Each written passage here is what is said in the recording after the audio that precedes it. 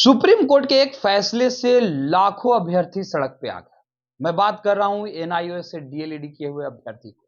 Supreme court ने कुछ महीने पहले एक फैसला लिया कि जो भी एनआईओएस से डीएलईडी किए हुए अभ्यर्थी हैं उनका ये कोर्स ही अमान्य है।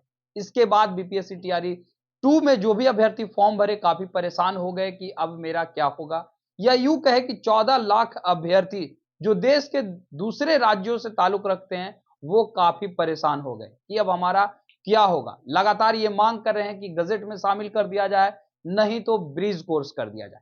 लेकिन आखिर क्या किया जा सकता है, इन्हीं तमाम मुद्दों पर बात करने के लिए हमारे साथ मौजूद हैं कुमार अंजनेय सानू, जो कि पटना हाईकोर्ट के वकील हैं। सानू जी, अगर बात की जाए तो 14 लाख अभ्यर्थी जो है अब सड़क पे आ गए।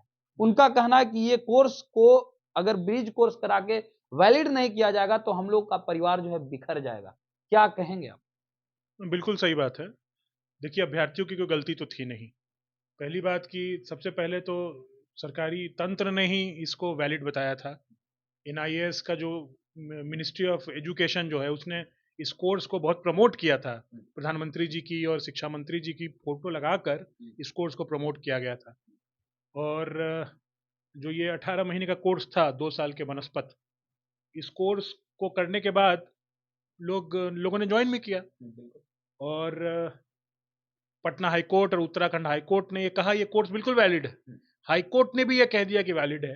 तो आप बताइए अभ्यर्थियों की गलती क्या है? कोर्ट के जजमेंट के आधार पर उन्होंने अपना कीमती समय दिया है ना, ये उसको वो डिप्लोमा हासिल किया और उनको लगा कि दोनों समान है तो हमें कोई परेशानी नहीं होगी कभी। अब सुप्रीम कोर्ट का जजमेंट आ जाता है। सुप्रीम कोर्ट के जजमेंट आ जाने से देखिए, एक तो ऐसे अभ्यर्थी हैं जो नौकरी में आ गए हैं, तो उनकी नौकरी तो डिस्टर्ब नहीं होनी चाहिए, नहीं होगी।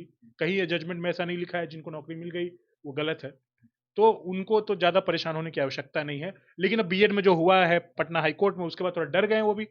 लेकिन मुझे नहीं लगता है कोई बहुत परेशानी वाली बात।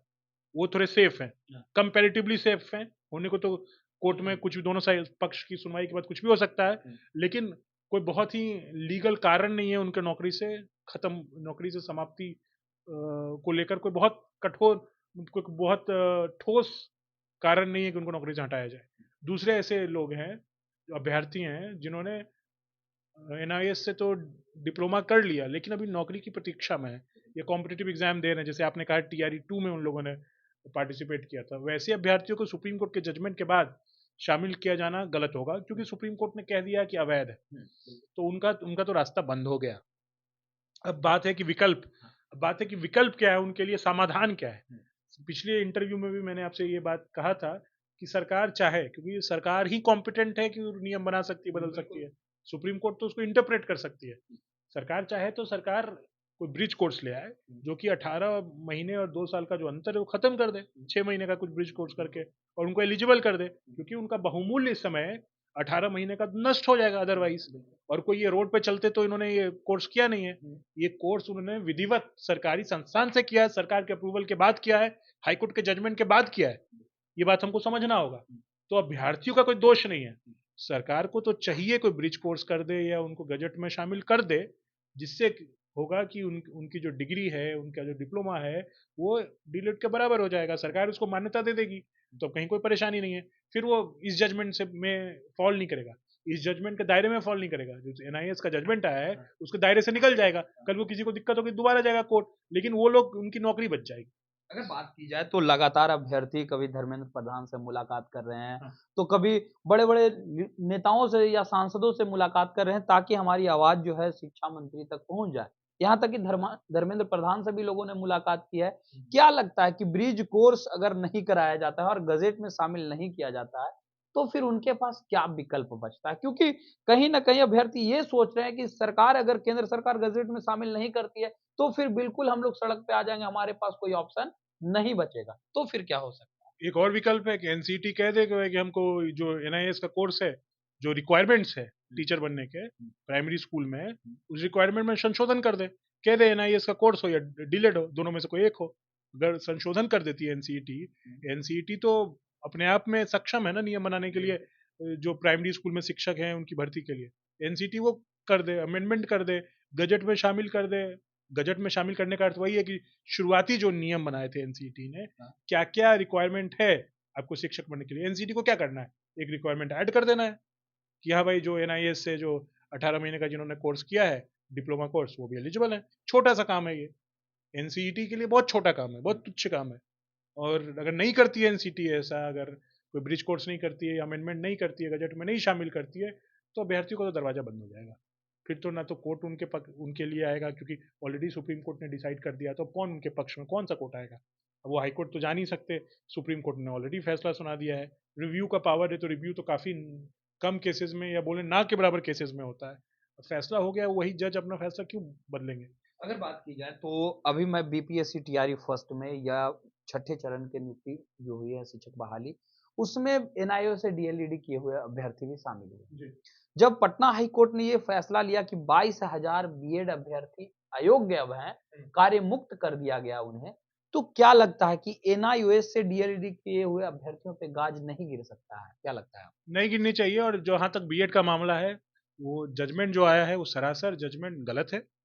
जजमेंट में जो कानून की विवेचना हुई है, जो इंटरप्रिटेशन हुआ है, सरासर गलत है, और उसको सुप्रीम कोर्ट में चैलेंज किया जा रहा है। मैं खुद अधिवक्ता हूँ उस मामले में बीएड अभ्यर्थियों का। हम लोग सुप्रीम कोर्ट जा रहे हैं, और हमें पूरी उम्मीद है कि सुप्रीम कोर्ट इस जजमेंट को पहले डेट पे स्टे करेगी। करना चाहिए, आशा है, उम्मीद है। और उसके बाद अंततः जजमेंट सेट असाइड होगा।